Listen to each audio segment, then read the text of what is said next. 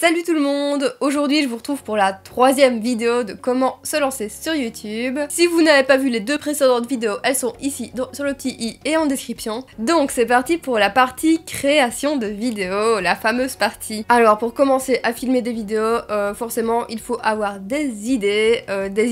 Ça je peux pas vraiment vous aider à les trouver, ça dépend de la thématique que vous voudrez mettre en avant sur votre chaîne YouTube. Il y a deux choix possibles, c'est soit comme moi de partir dans plusieurs domaines, plusieurs sujets différents, soit de vous accrocher à une seule thématique et vraiment approfondir un sujet. Il y a du pour et du contre des deux côtés. Je pense que les côtés pour de faire comme moi, d'avoir plein de types de vidéos, ça permet de moins se lasser et de pouvoir toucher à plein de choses différentes et que ça ne choque pas les gens quand on essaye de sortir de ses sentiers battus, contrairement à quand on a une seule thématique.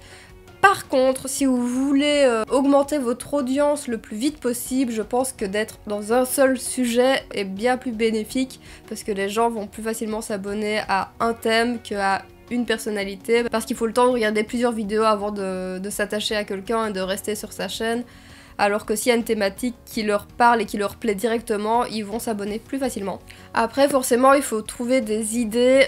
Personnellement, j'ai des idées qui me viennent vraiment par rapport à plein de petites choses de la vie, à des réflexions personnelles, à des discussions avec des personnes. Et à chaque fois que j'ai un truc qui me passe par la tête, bah je l'écris dans mon carnet YouTube. En fait, il faut pas lâcher une seule idée et toujours la noter le plus rapidement possible avant de l'oublier. Comme ça, après, il n'y a plus qu'à feuilleter le carnet pour voir ce qu'on a eu comme idée. Les idées, elles restent pas en tête, pas toujours. Parfois, il y a des grosses idées qui nous reviennent et qui restent en tête, mais parfois, ça fait que passer et repartir, et si on les note pas, on les perd et c'est bien dommage. Ensuite, je vais vous parler de positionner la caméra, etc. pour filmer. Bien sûr, le plus simple, c'est de la poser sur un trépied. Un plan fixe, comme je fais, c'est vraiment ce qu'il y a plus facile à filmer. Il y a juste à poser la caméra. Ce qui est pas mal aussi pour attirer plus l'attention sur soi-même que sur son décor, c'est de se détacher de son décor et de l'avoir très loin, en flou, de laisser un espace pour se différencier du décor. Bon, on fait avec les espaces qu'on a, avec ce qu'on peut.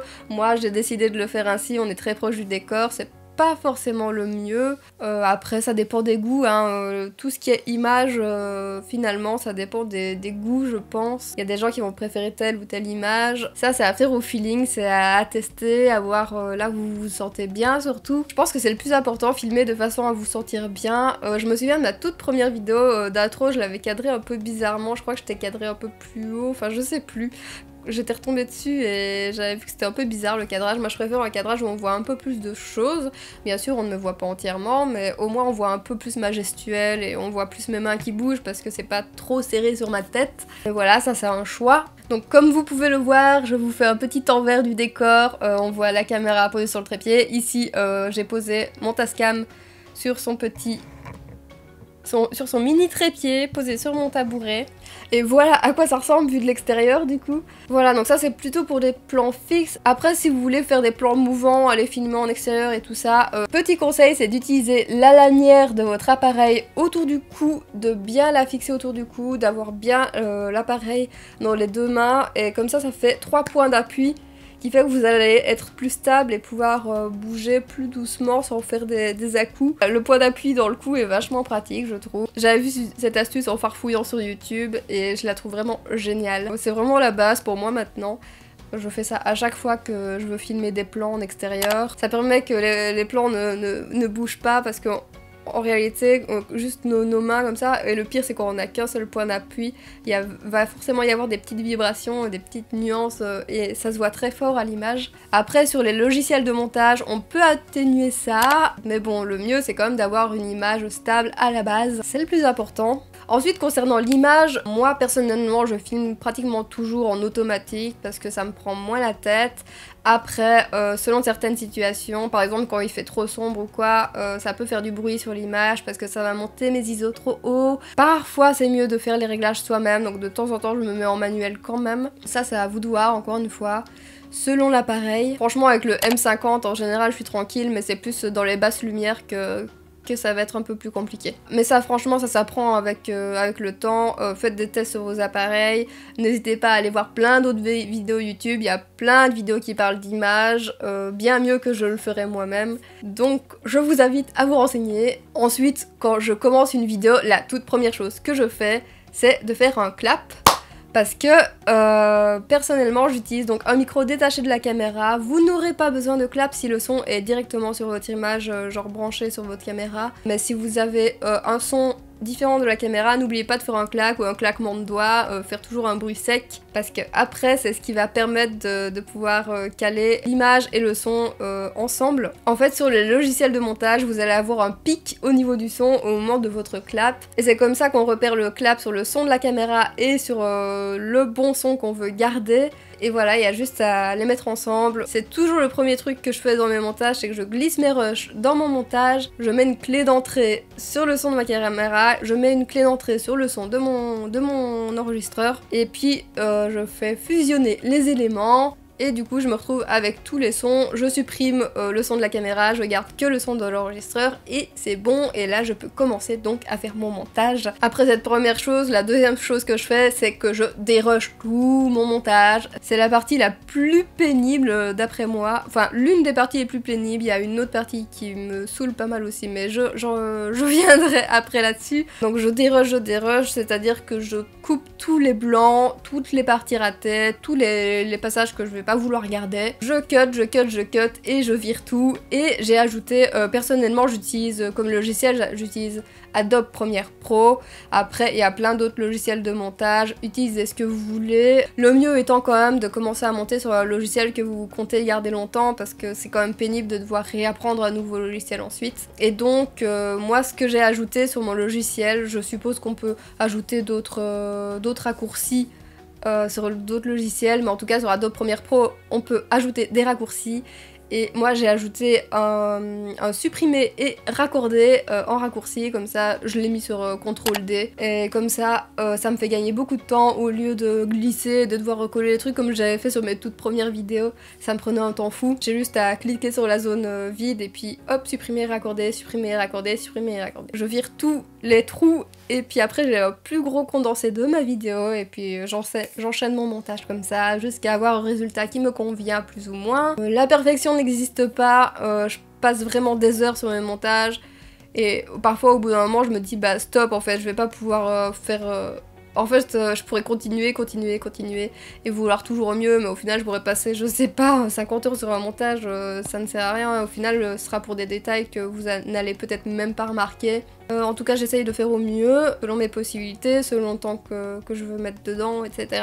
Dans ma timeline j'ajoute tous mes petits bruitages, des titres. Les titres sur Adobe Premiere c'est tout ce qu'on écrit, c'est toutes les écritures, les phrases qui pop par-ci par-là, que je mets souvent des petits bruitages avec, des transitions vidéo. Principalement c'est comme ça que je fonctionne. Après il y a des vidéos qui m'ont demandé plus de choses que d'autres, ça m'est arrivé de devoir flouter des choses. Globalement c'est toujours plus ou moins la même chose, surtout pour les vidéos face cam où je fais que parler. Après forcément il peut y avoir d'autres petites choses que je mets en place à d'autres moments, selon telle ou telle vidéo, quand j'ai envie de tester une nouvelle chose ou que j'ai une idée qui me vient en tête et que je veux essayer de la créer. Mais globalement voilà. Ah oui, sur mon montage aussi, j'augmente toujours le son. J'essaie toujours de le faire taper entre -6 et -12 décibels, à la limite même de frôler le 0, mais sans jamais saturer. Comme ça tape bien haut pour du YouTube, mais sans non plus saturer parce que sinon le son est dégueulasse.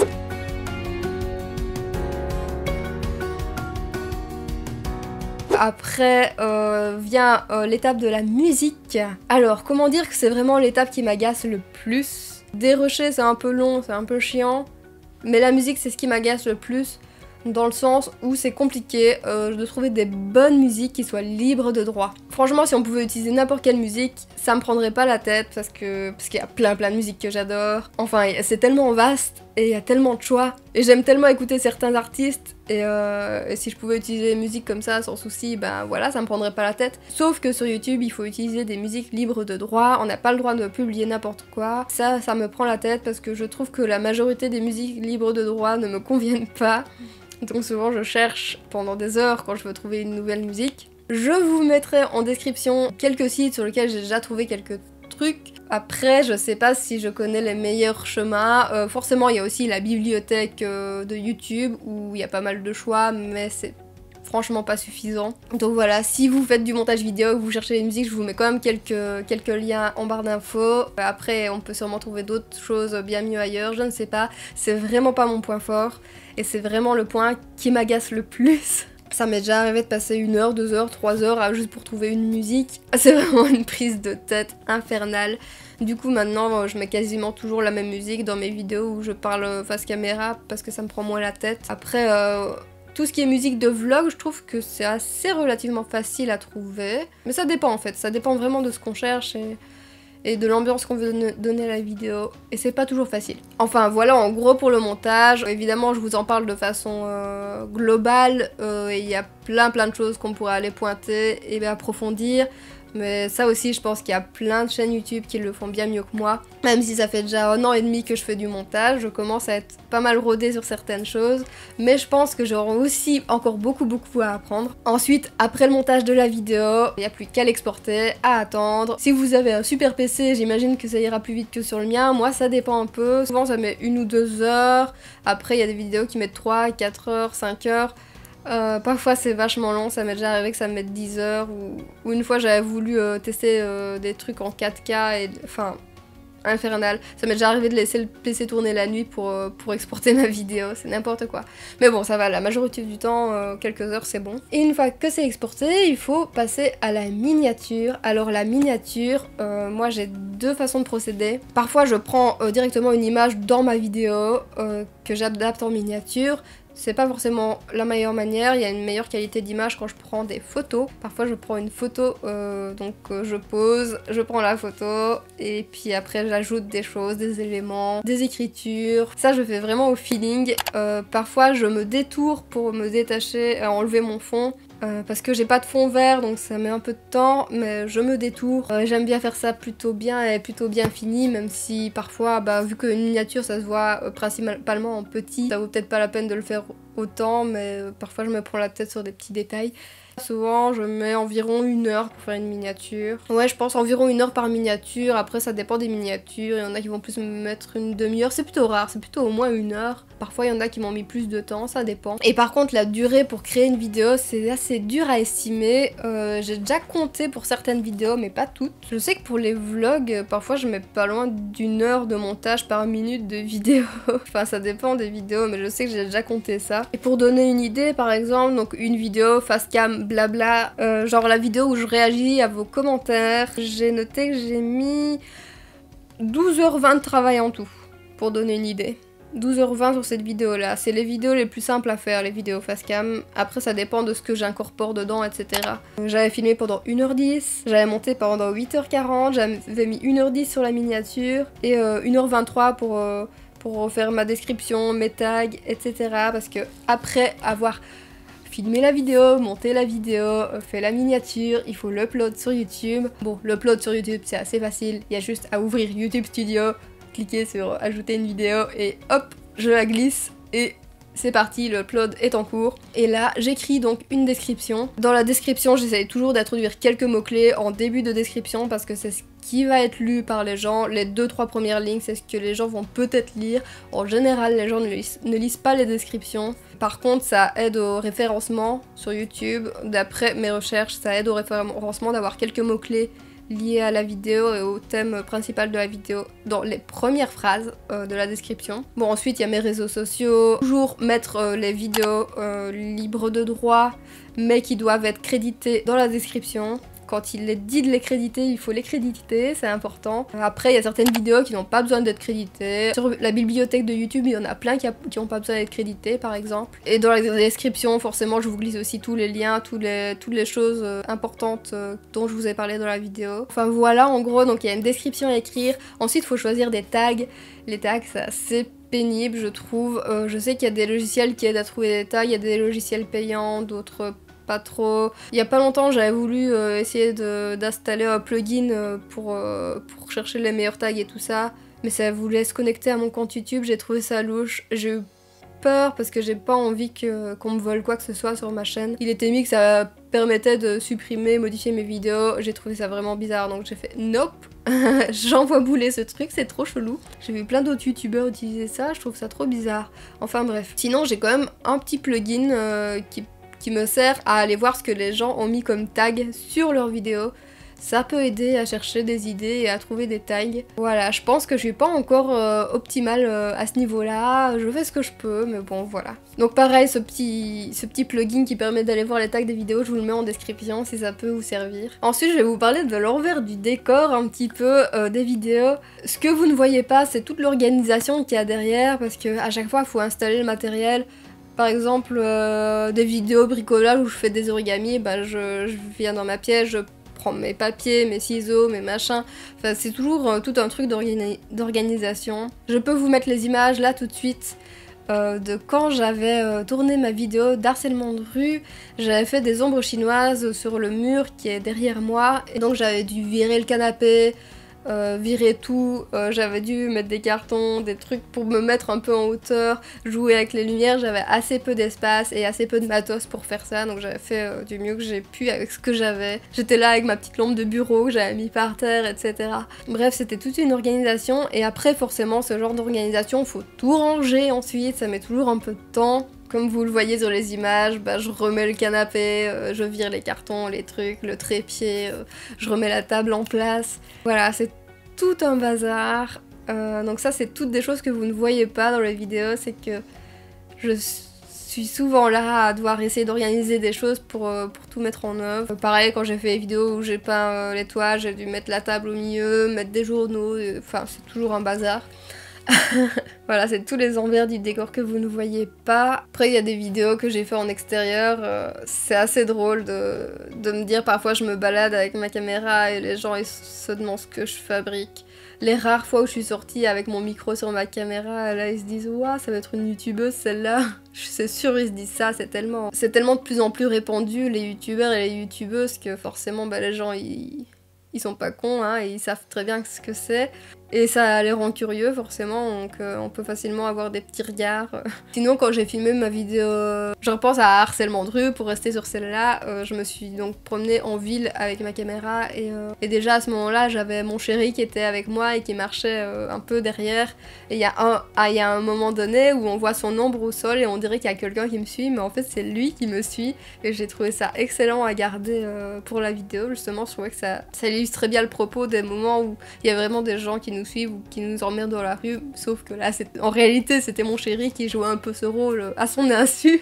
Il était plutôt là parce que on se promenait tous les deux, et aussi pour surveiller que tout se passe bien, que je sois là avec ma caméra dans la rue et qu'il y ait personne qui me fasse chier. C'est toujours plus rassurant quand il y a quelqu'un en plus. Donc voilà, en gros, pour les vidéos. Après, ah oui, en plus de la description des tags, à ne pas oublier, c'est qu'on peut du coup mettre un écran de fin, c'est-à-dire l'écran qui apparaît avec les propositions de vidéos à regarder par la suite, le petit bouton pour s'abonner, ça c'est l'écran de fin, on peut le mettre jusqu'à un certain nombre de secondes à la fin de la vidéo. Et on peut aussi mettre les fiches du coup, les fiches c'est les petits i que je vous mets de temps en temps pour vous rappeler telle ou telle vidéo que vous n'avez peut-être pas vue, ou les vidéos dont je suis en train de vous parler tout simplement. Donc voilà, c'est encore plein de petites choses à faire en plus de la création de vidéos. C'est toute la diffusion qu'il y a derrière en fait. Après forcément il faut être là pour répondre aux commentaires, ça c'est une partie que j'aime bien aussi, parce que j'aime bien quand vous réagissez et que je peux vous répondre et vous lire surtout. Donc YouTube c'est pas juste se poser devant une vidéo et puis voilà, en fait c'est tout un travail derrière, il y a vraiment